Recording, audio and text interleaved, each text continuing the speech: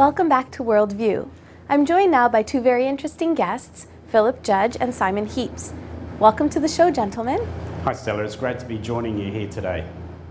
Now you gentlemen are both directors of Anglo Far East, the world's first and original private gold and silver custodial company, which operates from Zurich, Switzerland. And more recently, you've become involved in starting a new company called Unique, which we'll talk about in a few minutes. But first, Philip, I'd like to start with you. As well as being a gold banker and entrepreneur, you've been described as being on a crusade to expose what you have called the greatest deception in all of human history. Now that is a very bold claim. Well Stella, in history there's been many deceptions and cover-ups and even outright frauds, and some of these have even been on a very large scale, as we can see from history. But never in history has there been a deception as big as this one, as grand scale as this one. And I'll give you three reasons. First of all, this deception is global. It's affecting 7 billion people alive on planet Earth today. The second reason is the time that it's existed, it's been allowed to continue for so long now. And the third reason is the far-reaching implications of this deception itself. It's affecting literally 97% of people alive today, and not only that, it's affecting and will affect unborn generations for many years to come if it's allowed to continue. Well, it's definitely a subject you seem very passionate about, and I'm certainly intrigued, so tell me more. Well, it affects 190 nations in the world today, and it revolves around the simple fact that 7 billion people have not been told the truth. They've been lied to, in effect, by their government about the money that we are using every day of the week.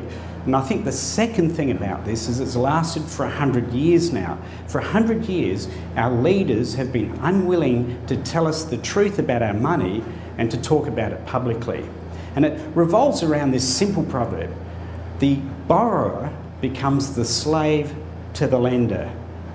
So what I want to do is turn the clocks back 100 years. 100 years ago, the nations of the world had money, like we always do, but at that time, the money was backed by the wealth and the productivity of the individual nations. And then systematically, through the last 100 years, nations have started establishing these things called central banks, and then granting to the central bank the right to issue the money, to create the money through debt, and then lend that money to the nation and to the people of the nation itself. So in effect, from that single one move, what we've done is we've systematically indebted every nation in the world today, and of course its people. This is why we're living at a time of man's highest achievement on planet Earth, and yet we're more indebted today than we ever have been. And of course, this monetary system that we're talking about indebts the nation, indebts the people of the nation, and of course it leads to this thing that we're all learning to live with today, which is called inflation. It's the reason that we've got these financial institution collapses happening at a record pace that we've never seen ever before in history. And of course we're seeing rioting in the streets as people are trying to deal with the heavy burdens of debt and the inflation that they're living with. And it's all happened because of this monetary deception. So our crusade is to expose the truth of today's monetary system and then bring about a change for the 97% of people that are affected by it, to put into their hands the way that they can protect themselves from this monetary deception. Simon, inflation is a subject you've written and spoken a lot about. I guess we all see inflation around us and try to just live with it. But in simple terms, what is it? Inflation is, in very simple terms, is literally inflating money supply into the system. It's just pouring it in. And then what happens is that it's literally like adding water to paint, where it takes one coat of paint to get the desired effect. As you put more water into the paint, it's taking more coats of paint to get the same desired effect. It's exactly the same with inflation. That's why the cost of goods are going up. That's why the cost of living is going up. But first, inflation is good for everybody. It pours into things like investments, then it overflows into things like real estate, and then it gets to its final stages going into the cost of living. And that's where we're at today. So you're saying inflation is global? Absolutely, inflation is global. What's taking place is that the inflation is happening to the world's reserve currency. In other words, that currency is backing all of the other currencies around the world. because all currencies are floated against the US dollar. In other words, nations around the world hold US dollars as reserves to issue against for their own currency into the system.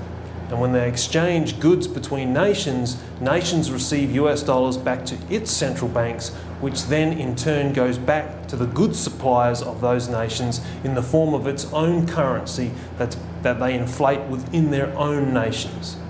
So yes, it's inflating.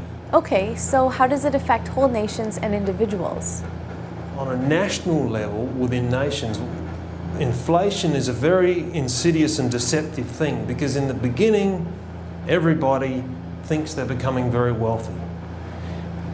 As it flows into the system, which is normally put into the system via the avenue of credit, what happens then is that credit then is used to borrow against things, which creates investment markets.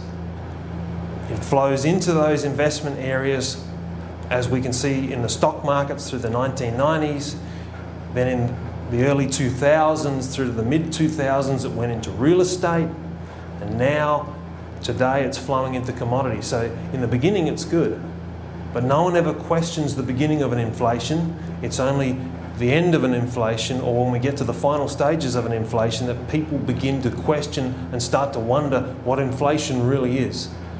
And that's where we're at today. Okay, so for the viewers watching today, what is the solution? If you're a studier of history,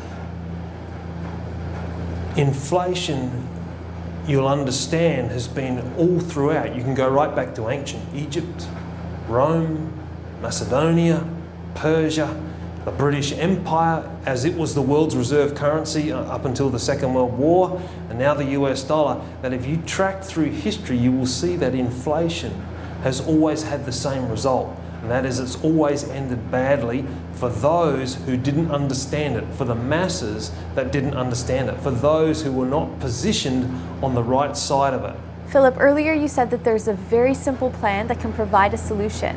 What is that plan? Well, it's a good question, Stella, and I don't know that we can ever change nations and their addiction to debt-issued, inflating central bank money. But what we can do is, I guess, change the way that we as individuals are affected by this monetary fraud that our governments have put upon us. And I think really that's twofold. The first one is education. It's, I guess, an understanding of the truth. What we really need is a groundswell of understanding. Again, there's that old proverb that says, the truth shall set you free. And what we really need to do today is to be set free monetarily, and that starts, of course, with knowing the truth. So we need a groundswell in understanding. And I think the second one is most important, and that's the private ownership, the private outright ownership of gold and silver. So now earlier you mentioned our company Unique, and that company's sole purpose is to give individuals the right understanding, to give them the education they need to really reveal and expose this truth. Then of course, secondly, to give them the private outright ownership of physical gold and silver. So then, Simon, how does gold protect us from inflation? There's only one real go-to safe haven, and that's gold, the precious metals. It's been money for thousands of years, and that is because it's equal in relation to a man's labour. In other words, the only way you can produce gold is by physically removing it from the Earth's crust to bring it above the ground. When we look at its counterfeit, which is paper money, there is really no end to how much can actually be put into the system. So gold is the only place we can really run to when it comes to protecting your life savings, when it comes to getting in front of this thing called inflation, because you cannot print gold. It fits the moral principle that labour produces wealth, or it's a just day's wages for a just day's work is the ethic that has been passed down through millennia. And gold fits that exact same principle. It cannot be produced any other way. Therefore, gold is the safe haven in times like this. And why have humans always chosen gold as money rather than something else? Because of its connection to labour. Well, Philip, you've said it's not just a matter of owning gold, it's a matter of how and in what form. What exactly do you mean by that? Well, there's many ways and many forms you can own gold. For example, there's paper gold like shares and ETFs and things like that. You can, of course, own gold with banks, but then you don't have the actual physical possession of the metal itself. And it's even questionable very often as to the financial security of these banks and financial institutions themselves. Then, of course, there's government coins, and many people know about government coins, government bullion coins, but there again, there's a lot of misunderstanding around this as well. You see, when governments issue bullion coins, they issue it under their Coinage Act or their Currency Act of that particular nation, and under that piece of law, the government always owns the coin. You're only ever the temporary holder or the word bearer. You're a temporary bearer of the coin itself. The government always owns the coin itself. Our objective is all about getting gold ownership in the most private form where you have outright ownership of that coin itself and provide our owners with the maximum protection against confiscation of that gold itself. You have been listening to Philip Judge and Simon Heaps from a company called Unique. They join us again after this short break.